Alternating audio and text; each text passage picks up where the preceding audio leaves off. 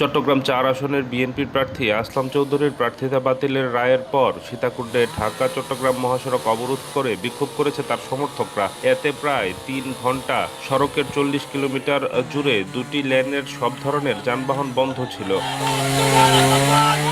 যানজটে আটকা পড়ে গরমের মধ্যে অসহনীয় দুর্ভোগ পোহাতে হয় হাজার হাজার যাত্রীকে।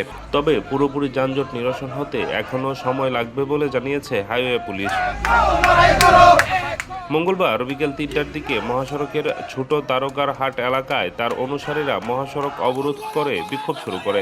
পরে বড় দারোগার হাট, ভাটিয়ারি ও কুমিরা এলাকায় সড়কে ব্যারিকেড দিলে গাড়ি চলাচল বন্ধ হয়ে যায়।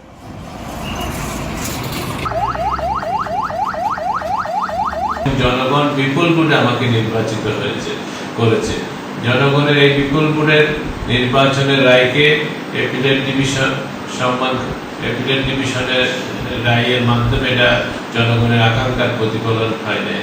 ইতিমধ্যে আপনারা জানেন যে আমাদের যে ঋণ খেলাপির যে সংজ্ঞা ছিল, সেই সংজ্ঞা অনুসারে আমরা ওই যে প্রতিটি পর্যায়ে বৈধ হয়েছে। এখন যদি অ্যাপিলেট ডিভিশন নতুন কোনো সংজ্ঞা দেয়, অবশ্যই অ্যাপিলেট ডিভিশনের মধ্যে রায়ের বিষয়ে আমাদের মন্তব্য করার কোনো সুযোগ থাকে না। তবে এটা জনগণের আকাঙ্ক্ষার যে প্রতিফলন হয় না, জনগণের মতামতের যে প্রতিফলন হয় না, সেটাই হলো বিবেচ্য বিষয়। সবকিছু মিলে আমরা যেহেতু অ্যাপিলেট ডিভিশনে অ্যাপেস কোর্ট তাদের রায় পূর্ণাঙ্গ আসেনি, পূর্ণাঙ্গ রায়ের পরে আমরা আইনগত কোনো বিষয় থাকলে সবকিছু মিলে আমরা রিভিউ করার সুযোগ থাকবে এবং রিভিউর মাধ্যমে আমাদের বিশ্বাস যে জনগণের রায়ের প্রতিফলন হবে এবং সবকিছু মিলে আমরা বিজয়ী হব ইনশাআল্লাহ। এবং অ্যাপিলেট ডিভিশন রিভিউ রায়ের মাধ্যমে আমরা বিজয়ী হব ইনশাআল্লাহ। আমরা জনগণের পাশে সবসময় আছি।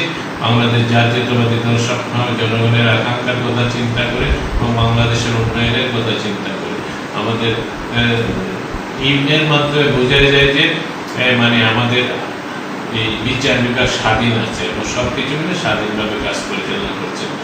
তবু আমরা আশা করব সামনের সময়গুলোতে রিভিউর মাধ্যমে আমরা জনগণের পাশে জনগণের রায়ের প্রতিফলনটা আমরা দেখতে পাবো। ধন্যবাদ সবাইকে।